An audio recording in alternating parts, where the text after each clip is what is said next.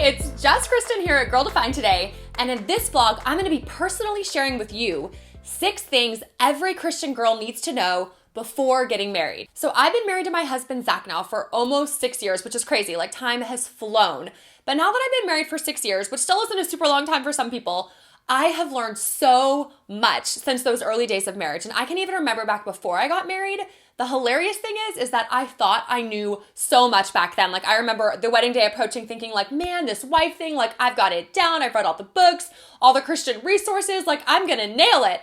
And then I got married and discovered that it was a lot harder to actually live out a lot of the things that I had been reading in real life. And so in this vlog, I just want to share with you, now that I'm looking back on my marriage, the past 6 years, there are some things that I definitely wish that I had worked on more as a single girl before getting married that would have totally helped me in my marriage, especially in that first year. So in this vlog, I want to share those 6 things with you. So number 1, your husband or future husband isn't the answer to your happiness. Now, I know that may seem kind of basic, but I remember back as a single girl, I really actually bought into that idea that Zach was going to be the one that would ultimately fulfill me and make me so happy. Even though as a Christian, I knew like, okay, God is the source of my satisfaction, unknowingly, I was placing a lot of my expectation and fulfillment on Zach. And so as a single girl right now, thinking of marriage, you may be thinking, I'm single and if only I could get a boyfriend or get married one day, get engaged, then I would be finally happy. That guy would be the answer to this hole in my heart. And guess what?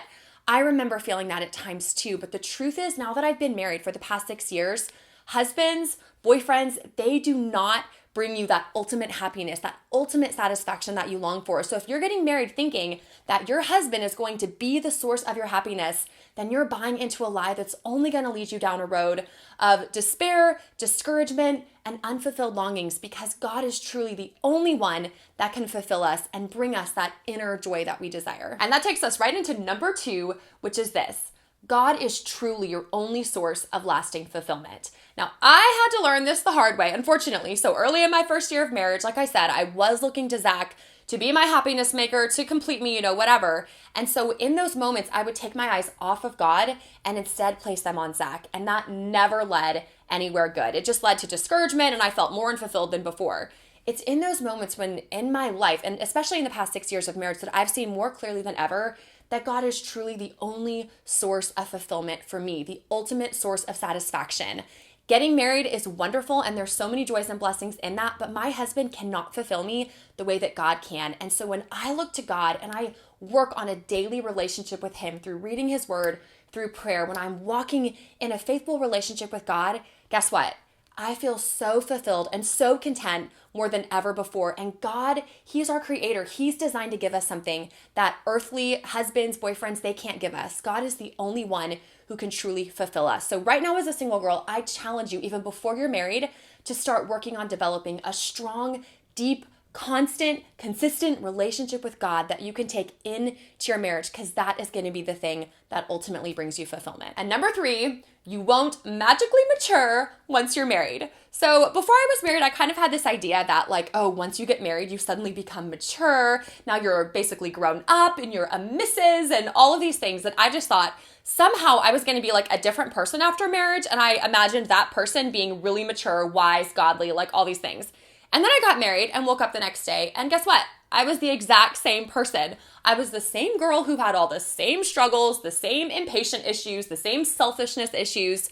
And I recognized, so the person I was before I got married, that's the exact same person with all the same sin problems as after marriage.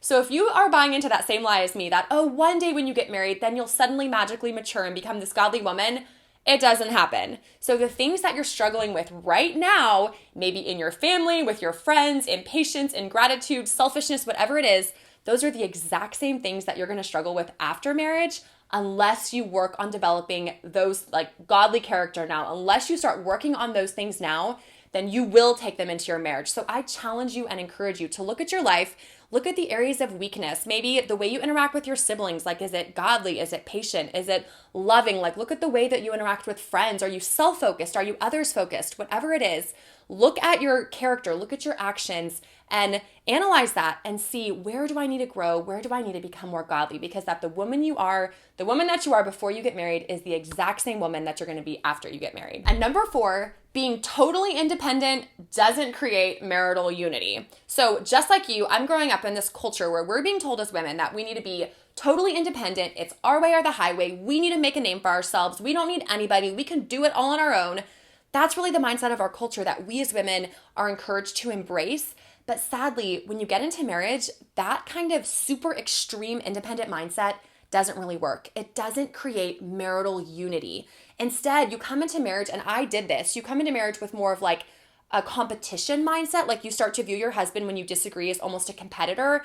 And rather than working together as a team and striving for unity, striving to be selfless and serve the other, you instead demand your way and demand your rights.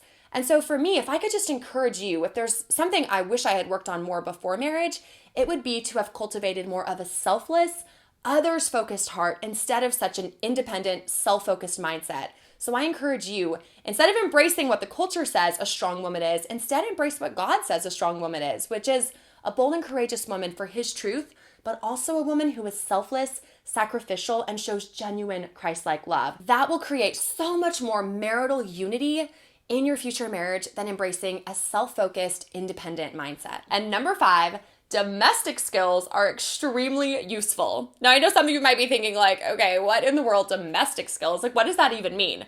Well, back in my early years of marriage, I had some domestic skills. Like, I could do dishes and I could make a few meals, but honestly, like, I didn't have a ton of skills. Grocery planning, like budgeting, how to like clean and do things real efficiently, how to manage and run an entire home, scheduling, like all of these things, I was honestly not very good at, because before I got married, I kind of viewed those things as lesser than. And so I didn't put a lot of time and practice into developing a lot of domestic skills. And honestly, when you get married, you are going to realize like, wow, so much of your life is centered around where you live, your home. And in God's word, we actually see that God places a high value and importance on the home, and specifically calls women to be good keepers of the home. We see in Titus 2, and God also commands hospitality all throughout the scripture. And so if there's one thing I could go back and work on, it would honestly be so many of the essential domestic skills that will become so highly valuable if you develop them in your future marriage. And number 6, selflessness is the key to a vibrant marriage. So Zach and I always joke, because before we got married, we would have considered ourselves to be pretty selfless. And then after we got married, it's like we woke up and I don't know what happened. Someone stole my brain because I suddenly became the most selfish person on the planet. And Zach would say the same thing about himself. And I think what happens is that you wake up and now you're on this other side of marriage and you have this other person who's actually a sinner and you're a sinner, and now there's a conflict of interest. You both see things differently. You're a man and a woman. And so you approach so many things in life quite differently, and you start to like want your way more than ever. And now to give sacrificially, to just, say, hey, it's okay, we can do things your way, that becomes really hard as you're living day in, day out with this same person. And so I want to encourage you as a single girl to really start cultivating a heart of selflessness, an others-focused heart, because that is truly the key to a vibrant marriage. When you and your future husband are both seeking to serve one another and love one another sacrificially, that is when marriage is just thriving, when it's vibrant. For Zach and me, that has been so true in the past 6 years. When we each have an others-focused mindset,